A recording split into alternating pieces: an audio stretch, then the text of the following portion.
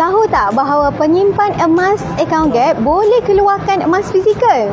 Mudah je, saya sarankan anda keluarkan sikit sebab bila kita pegang emas fizikal, semangat nak kumpul emas tu lain macam. Tambah semangat. So, tips mudah untuk penyimpan akaun emas Gap, simpan 1 gram emas setiap bulan, cukup 6 gram, keluarkan 5 gram gold bar, perlu tinggalkan baki 1 gram untuk akaun kekal aktif, bayar charge premium mengikut berat emas, contohnya RM10 untuk 1 dinar. Kemudian anda bayar charge penghantaran RM10. Mudah sangat, anda tak perlu pun keluar rumah, hanya pilih JIT withdrawal dan emas akan sampai ke rumah anda dengan selamat. Jom saya bantu. Nak belajar lebih banyak ilmu emas, perlu dekat-dekat. Bertindak sekarang, lambat tinggal. Tahu tak bahawa penyimpan emas akaun Gap boleh keluarkan emas fizikal?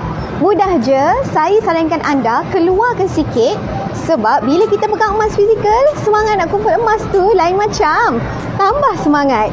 So, tips mudah untuk penyimpan akaun emas Gap, simpan 1 gram emas setiap bulan, cukup 6 gram, keluarkan 5 gram gold bar, perlu tinggalkan baki 1 gram untuk akaun kekal aktif, bayar charge premium mengikut berat emas, contohnya RM10 untuk 1 dinar. Kemudian anda bayar charge penghantaran RM10.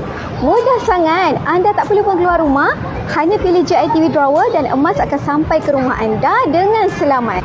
Jom saya bantu. Nak belajar lebih banyak ilmu emas, perlu dekat-dekat. Bertindak sekarang, lambat tinggal.